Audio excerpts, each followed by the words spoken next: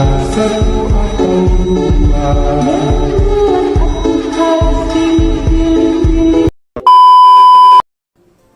Halo rekan-rekan, selamat datang di Politeknik Negeri Madura, jurusan Kesehatan, Program Studi D3 Keperawatan. Kembali lagi di segmen EduKep, Edukasi Tutorial Keperawatan. Pada episode kali ini, EduKep akan membuat video tentang mereview alat dan bahan yang digunakan pada saat pemasangan infus. Sebelumnya, apa sih pemasangan infus itu? Pemasangan infus yaitu memasukkan cairan atau obat-obatan melalui intravena kepada tubuh pasien yang pada pasien membutuhkan cairan yang lebih cepat atau pada pasien yang membutuhkan cairan atau obat-obatan yang secara lebih lambat namun secara terus-menerus. Kenapa sih kita perlu membuat video review ini?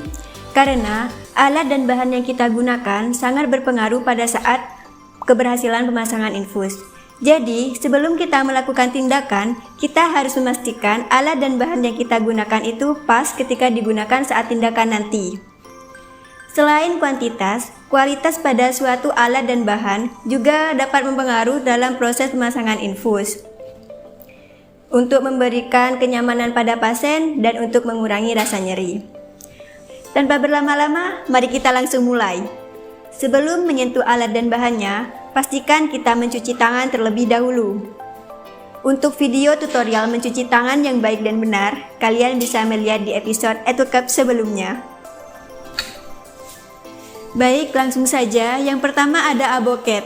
Aboket biasa juga disebut dengan intravena kateter atau dalam bahasa awam lebih dikenal dengan jarum infus. Aboket terdiri dari berbagai macam warna. Tujuannya supaya mempermudah perawat agar dapat mengenali ukuran aboket ketika hendak digunakan. Aboket terdiri dari dua macam model, yaitu aboket biasa. Aboket biasa juga lebih umum digunakan.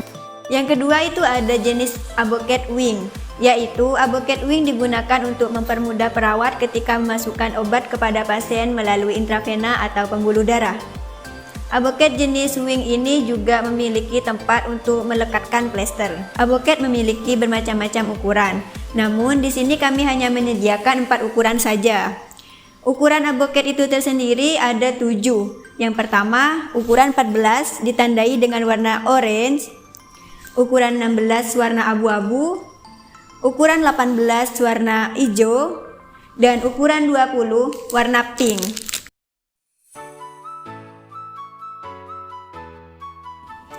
Untuk ukuran 22 ditandai dengan warna biru.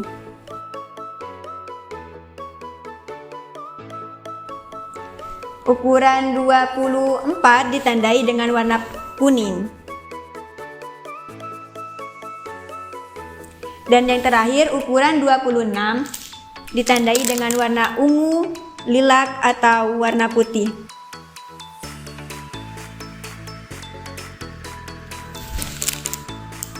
Jarum pada aboket ada yang panjang dan ada yang pendek. Untuk jarum yang panjang, ketika dimasukkan pada vena yang bercabang, kemungkinan untuk mentok itu lebih besar.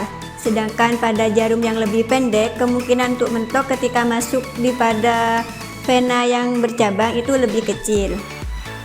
Selain itu, harga aboket juga macam-macam, mulai dari yang termurah hingga yang termahal. Ada aboket jenis inflow dengan harga 4.000 dan juga ada aboket jenis polyflex dengan harga 8.500. Keduanya memiliki ukuran yang sama, yaitu ukuran 22. Namun beda harga tentunya juga beda juga kualitasnya. Aboket dengan harga yang lebih murah, jarumnya cenderung lebih mudah bengkok ketika digunakan.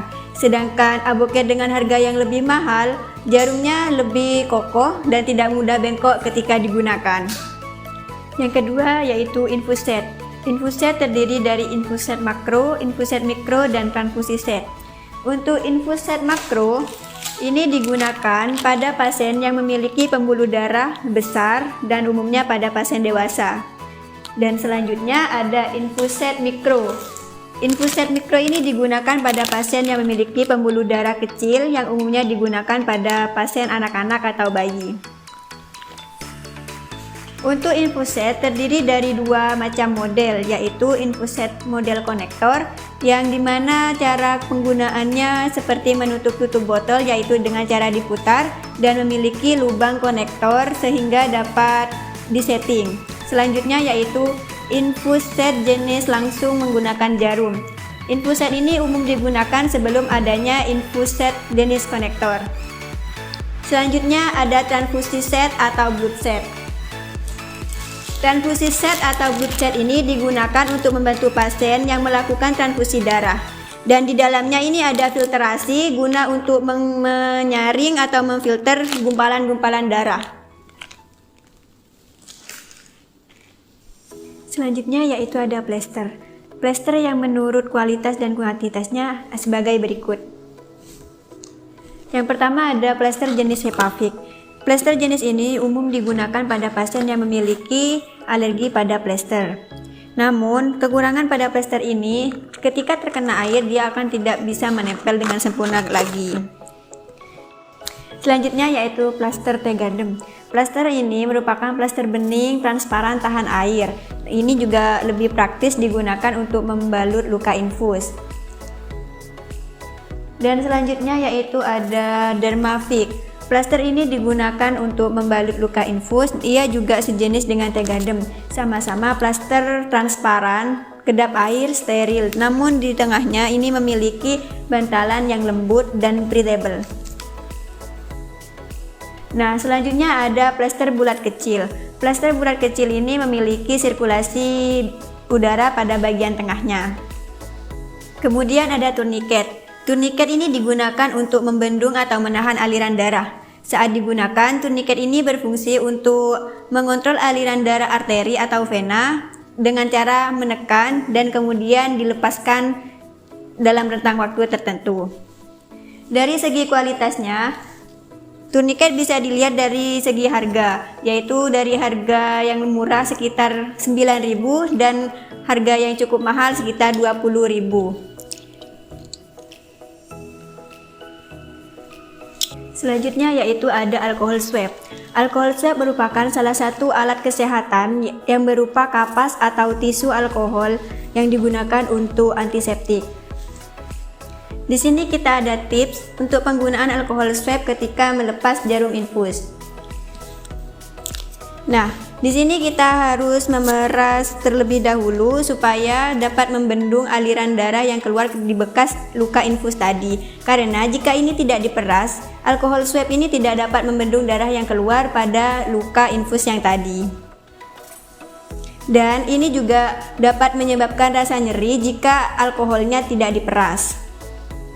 Untuk cairan infus terdiri dari beragam macam cairan infus yang digunakan sesuai kebutuhan pasien. Untuk cairan infus yang sering digunakan yaitu cairan infus 0,9% normal selin atau yang biasa dikenal dengan 0,9% NaCl, dan ada Ringer Lactat atau RL, ada cairan infus 0,45% normal selin, ada dextrose 5% in water, dan ada infus koloid.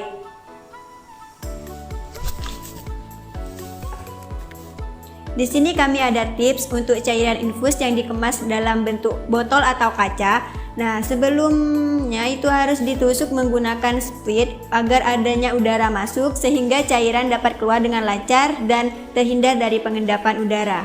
Cukup sekian review alat dan bahan untuk pemasangan infus. Kalau ada yang kurang jelas atau ada pendapat lain, silahkan komen di bawah ini ya guys. Sampai jumpa di video etuket selanjutnya.